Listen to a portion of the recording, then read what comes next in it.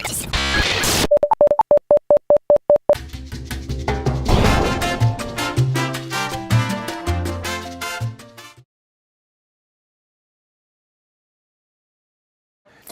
of your major policies, the National Broadband Network, is in the news today. Its CEO says it may never turn a profit. There are acres of customer complaints. Well, Lee, you know as well as I do, that's a grossly unfair question, because what we launched as the National Broadband Network was fibre optic to the premises nationwide, because it would be that model which actually delivered the revenue stream long term to make the NBN financially sustainable. And it was that on which it was modelled. So what did Abbott and Turnbull then do? They turned it on its head and made it fibre optic not to the premises, but to the node, that mystical point somewhere in the neighbourhood. I note in passing that the position adopted by the Conservatives in the 2013 election seems to have been identical with that preferred by News Limited network. The News Limited did not want fibre optic to the premises, and the reason they didn't want that was because it would provide direct competition to the Foxtel cable television network in this country from service delivery companies like Netflix. What we had planned and began to roll out was perfectly designed for this nation's needs: fibre optic to the home, to the premises, to the shop, to the school, to the hospital. You cut that off, frankly, the changes lie all on your head. Our NBN train wreck. It was supposed to make Australia an internet world leader. Instead, we're a laughingstock. An astonishing admission from the Prime Minister today on our troubled NBN, describing it as a train wreck. But there have been real problems with people not getting the speeds that they believe they're paying for, or that they have paid for. It's Australian consumers who are bearing the brunt of Malcolm Turnbull's decision to give them a second-rate dud copper network. Malcolm Turnbull says he rescued the country from a calamity under Labor. It was a folly, the way the Labor Party set it up, and we are sorting it out. But that was 4 years ago, and he admits his product is still far from perfect. I am determined to ensure that we address those issues and that people get the speeds they have paid for. Billions and billions of dollars were wasted by Labor.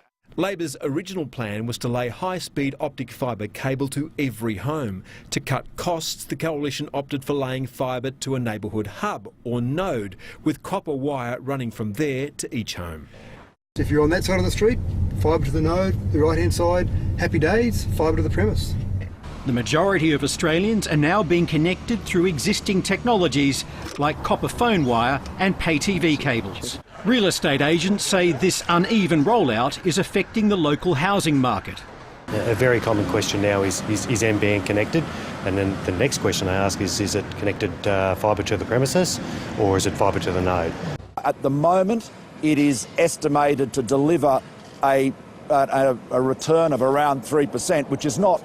It is enough to keep it on the government's balance sheet as a government asset, but it certainly isn't a commercial return that the stock market would respect. The mandate that we've given NBN is to be technology agnostic. The government has legislation to whack fixed-line competitors with a $7 a month levy. What we need to do now is just consider how wireless is going to address this as well. That means he wants a tax slapped on mobile phones too. Malcolm Turnbull insisting he's trying to fix a disaster inherited from Labor. What a train wreck it was! Tens of billions of dollars wasted. Malcolm Turnbull was the driver of that train. What I said in the lead up to the election was that our goal was to ensure that everybody had access to at least 25 megs by 2016.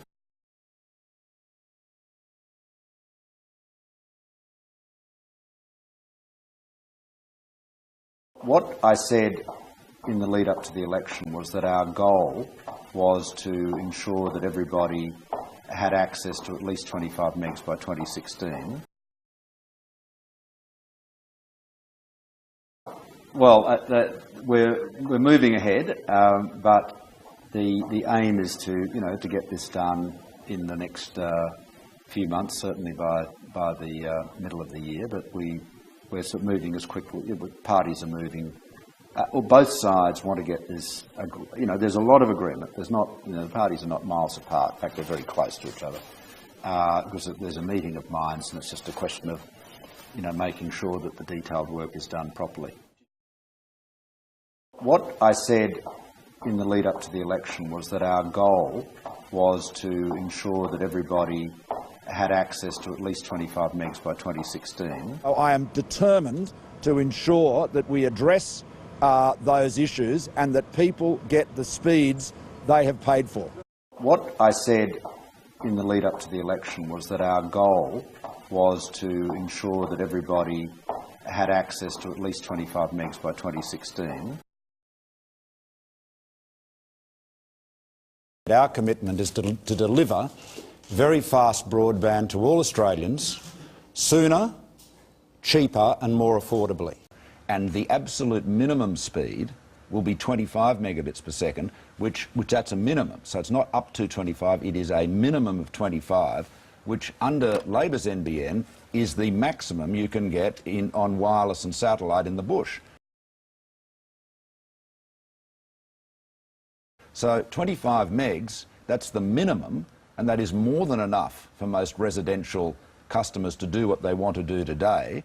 What we're going to do is then, in another 3 years, we'll achieve all of that by 2016. In order to get the thing done economically and quickly, you've got fibre to the node, so that is to say the fibre comes 3 kilometres or so from the exchange, hooks into the copper network 300 or 400 or 500 metres from your house, and by that means you get very fast broadband but much quicker and at lower cost. If you've got that and you still want to have fibre to your house, yes, that is possible, and that would be a charge of some thousands of dollars. Yeah, just let me add to that, because I think I know where you're coming from. When you roll out a fibre to the node network, you should always do so with a view to having the option of going fibre to the premise down the track. That might be 5 years' time, it might be 10 years' time, it might be 15 years' time, it might be never. But putting that additional fibre capacity out to the fibre distribution point is very cheap to do that. That company today released figures showing the huge price tag of some connections. One Tasmanian house cost more than $90,000, a business in Ballarat more than $50,000, and one in Sydney higher than $40,000. All these were fibre to the premises connections, which are only available to some customers. So that's how you provision fibre on demand, and it's how you provision upgrades. We've set this out in the background paper, the economics of this, but I can assure you that we are well aware of the need to preserve your optionality and flexibility in terms of network design. Finally and quickly, our promise is to tell the truth about the NBN, and we'll honour that. That company today released figures showing the huge price tag of some connections. One Tasmanian house cost more than $90,000, a business in Ballarat more than $50,000, and one in Sydney higher than $40,000. A Four Corners investigation has shown the different technologies employed are creating a digital divide, and some say it's already affecting property values. What I said in the lead up to the election